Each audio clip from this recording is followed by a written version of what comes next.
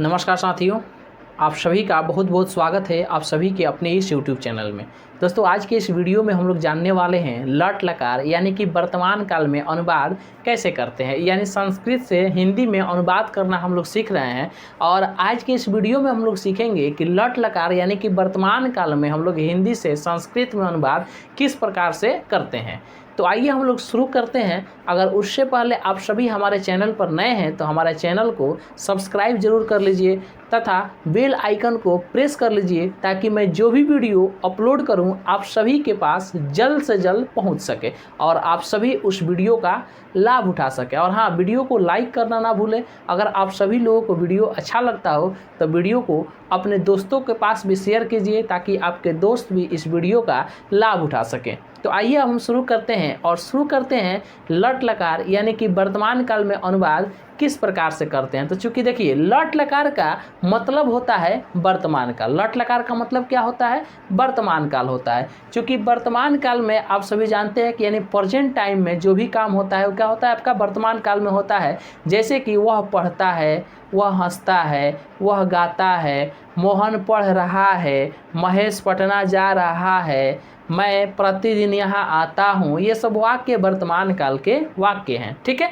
तो आइए हम इसके अनुवाद करने से पहले यानी इस वाक्य का अनुवाद करने से पहले वर्तमान काल में किस प्रकार से अनुवाद किया जाता है, वह नियम क्या होता है, वह प्रत्यय क्या होता है, वह धातु रूप क्या होता है, उसके बारे में हम लोग पहले अध्ययन करेंगे और उसके बाद से हम लोग अनुवाद करेंगे। ठीक है, तो देखिए, लट लकार वर्तमान काल में अनुवाद बनाने के लिए लट लकार वर्तमान काल का अपना प्रत्यय होता है और उस प्रत्यय की सहायता से हम लोग क्या करते हैं? उसका धातु रूप तैयार करते हैं। किसका धातु रूप? लट लकार वर्तमान काल का धातु रूप तैयार करते हैं। चूंकि धातु रूप क्यों तैयार करते हैं? क्योंकि जब भी हम लोग वाक्य बनाते हैं, जैसे कि वह पढ़ता है, ठीक है, वह पढ़ता है, और यहाँ पर बात करेंगे हम धातु रूप की। किसकी बात करेंगे? धातु रूप की बात करेंगे। तो धातु रूप की जब हम बात करेंगे तो इसमें आ रहा है धातु का रूप यानी धातु का रूप। ठीक है, तो धातु होता क्या है इसको हम लोग जानने का प्रयास करेंगे। तो देखिए, जिसको हम लोग हिंदी में क्रिया कहते हैं, और चूंकि आप पहले वीडियो में ये बात जान चुके हैं कि क्रिया होता क्या है। ठीक है, तो जिसको हिंदी में हम लोग क्रिया कहते हैं उसको ही हम लोग संस्कृत में क्या कहते हैं? धातु कहते हैं। और उसी धातु का रूप दे देना यानी क्रिया का रूप दे देना ही हम लोग क्या कहते हैं? कि धातु रूप कहते हैं उसको। ठीक है, तो देखिए, धातु रूप जब हम लोग बनाते हैं तो उसके बाद से हम लोग अनुवाद करते हैं। किसके? लट लकार वर्तमान काल में अनुवाद करते हैं। जैसे कि आप सभी देखेंगे कि वह प्रतिदिन विद्यालय जाता है, तो इस वाक्य में जाना आया ना, जाता, तो जाता का भाई संस्कृत क्या होगा? चूंकि वर्तमान काल की बात कर रहा है तो वर्तमान काल में हम लोग कैसे इसका जाता का बनाएंगे संस्कृत? तो उसी को हम लोग सबसे पहले प्रयास करेंगे जानने का, उसको बनाना सीखेंगे, तब जाके हम लोग अनुवाद करेंगे। ठीक है, तो देखिए, लट लकार में जब हम लोग क्या करते हैं, जब धातु रूप बनाते हैं तो एक प्रत्यय होता है। और प्रत्यय क्या है? कि ती तह अंति सी थ थ आमी आव आमह। ठीक है, इसको ठीक से पढ़ेंगे यानी थोड़ा सा देखा के, जैसे कि आवह आमह, ती तह अंति सी थह थ आमी आवह आमह। इस प्रकार से इसको हम लोग पढ़ेंगे। ठीक है, और इसी की सहायता से हम लोग क्या करते हैं? धातु रूप बनाते हैं।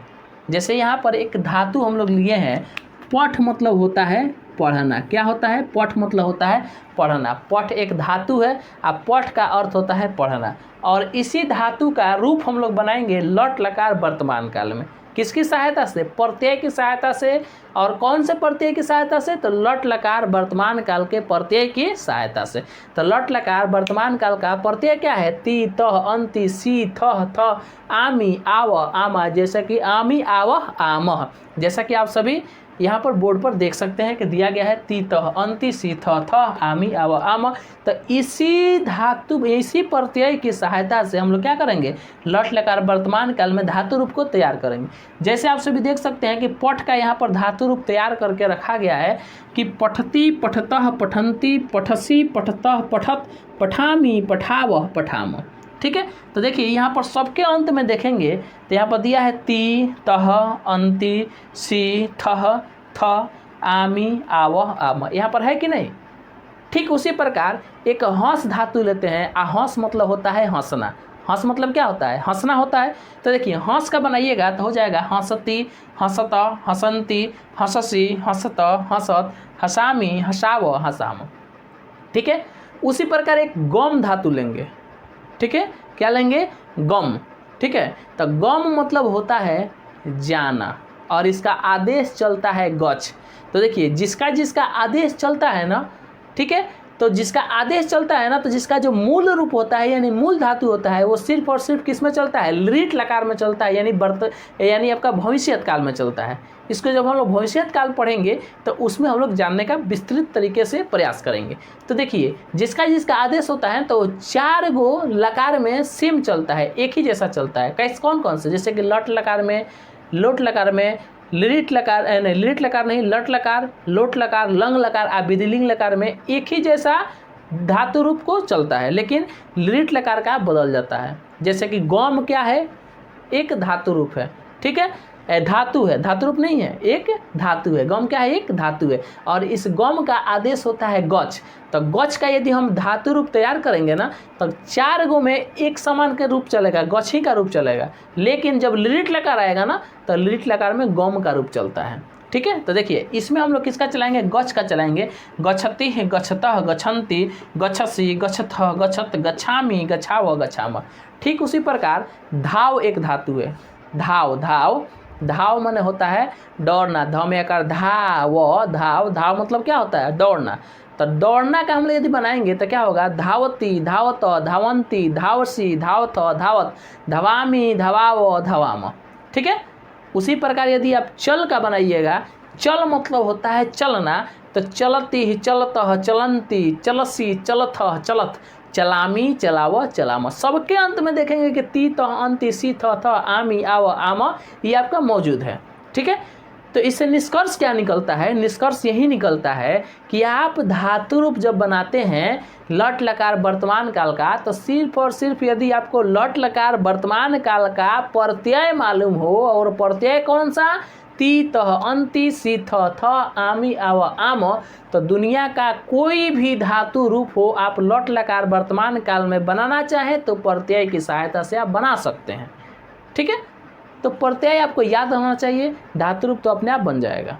ठीक है, तो यहाँ पर देखिए अब हम अनुवाद कैसे बनाते हैं, और यही हम लोग पहले वीडियो में हम लोग सीखे हैं कि अनुवाद जो बनाने का नियम सीखे हैं, तो अब उसी को यहाँ पर चर्चा करने जा रहे हैं कि अनुवाद किस प्रकार से बनाया जाता है। और नियम के अनुसार जो हम लोग पढ़े थे कि जो कहा जा रहा था कि कर्ता आपका प्रथम पुरुष एक वचन का होगा तो क्रिया भी प्रथम पुरुष एक वचन का देंगे, और कर्ता आपका प्रथम पुरुष बहुवचन का होगा तो क्रिया भी प्रथम पुरुष बहुवचन का देंगे। ठीक है, तो उसको यहाँ पर हम लोग क्या करेंगे, प्रैक्टिकली रूप से देखेंगे। तो देखिए जैसे यहाँ पर होता है, वहाँ पर एक वाक्य आप सभी लोगों के समक्ष लिखा गया कि वह पढ़ता है, वह पढ़ता है। ठीक है, वे दोनों पढ़ते हैं, वे दोनों पढ़ते हैं। तो सबसे पहले इसमें पहचान कीजिए कि कर्ता है क्या, इसमें कर्ता कौन है। तो इस वाक्य से प्रश्न कीजिए ना कि वह पढ़ता है, तो आपका प्रश्न बनना चाहिए कि कौन पढ़ता है। तो कौन पढ़ता है, तो कौन, तो आपका उत्तर आ रहा है कि वह पढ़ता है। तो वह पढ़ता है, तो वह का क्या होता है संस्कृत, तो वह का होता है सह। यहाँ पर देखिए सह वह, तो यहाँ पर लिख देंगे सह। अब यहीं से हम लोग स्टार्ट करेंगे और यहीं से हम नियम देखेंगे। कर्ता जिस पुरुष और जिस वचन का हो, क्रिया भी उसी पुरुष और उसी वचन के करेंगे। यानी मैंने बोला था कि कर्ता आपका प्रथम पुरुष एक वचन का होगा तो क्रिया भी आप प्रथम पुरुष एक वचन का देंगे, और कर्ता यदि आपका प्रथम पुरुष द्विवचन का हो तो क्रिया भी प्रथम पुरुष द्विवचन का देंगे, या कर्ता यदि आपका प्रथम पुरुष बहुवचन का होगा तो क्रिया भी आप प्रथम पुरुष बहुवचन का देंगे। तो यहाँ पर देखिए कि जो आपका ये जो सह है, जो कर्ता है, वो कौन सा पुरुष है, कौन सा वचन का है। तो यहाँ पर आप देखेंगे कि ये एक वचन के सामने है और प्रथम पुरुष के सामने है, तो आप कह सकते हैं कि जो ये आपका कर्ता स है वो प्रथम पुरुष एक वचन वाला है। तो जब ये आपका प्रथम पुरुष एक वचन वाला कर्ता है तो इसके साथ जब आप क्रिया दीजिएगा यानी धातु रूप जब इसमें लगाइएगा, धातु लगाइएगा, तो ये प्रथम पुरुष एक वचन वाला ही लगाइएगा। ठीक है, प्रथम पुरुष एक वचन वाला ही लगाइएगा। तो देखिए पढ़ता है, सह पढ़ता है, तो प्रथम पुरुष सह क्या है आपका, प्रथम पुरुष एक वचन है, तो इसके साथ क्रिया जब दीजिएगा, चूँकि पठ मतलब क्या होता है, पढ़ना, अब पढ़ना वाला है तो प्रथम पुरुष एक वचन में क्या है, पठती, तो यहाँ पर क्या लिखिएगा, सह पठती है। अगला है वे दोनों पढ़ते हैं, तो वे दोनों का संस्कृत क्या है, यहाँ पर देखिए वे दोनों, ते तौ तौ तौ मतलब वे दोनों, तो हम लोग यहाँ पर लिख देंगे ना जी कि तौ, क्या हो जाएगा, तौ, तौ मतलब वे दोनों। अच्छा, तौ क्या है आपका, प्रथम पुरुष द्विवचन का है ना, तो इसके साथ आप क्रिया पे दीजिएगा, तो प्रथम पुरुष द्विवचन वाला यानी कि पठतः, ठीक है। उसी प्रकार आप कह दीजिए कि मैं पढ़ता हूँ, मैं पढ़ता हूँ, तो मैं का क्या होता है, तो मैं का होता है अहम, क्या होता है, अहम। अच्छा, अहम देखिए तो इसमें उत्तम पुरुष किसके सामने है, एक वचन के सामने है ना, तो ये उत्तम पुरुष एक वचन वाला है, तो इसीलिए इसमें क्रिया भी देंगे, तो उत्तम पुरुष एक वचन, यानी उत्तम पुरुष एक वचन में क्या है, पठामि, ठीक है। तो उसी प्रकार आप सभी देख सकते हैं, ठीक वैसे ही कि यहाँ पर इसका हो जाएगा सह पठति, सह पठतः, नहीं सह पठति, तौ पठतः, ते पठन्ति, उसके बाद से त्वं पठसि, युवां पठत, यूयं पठत, अहम पठामि, अवाम पठाम, वयं पठाम।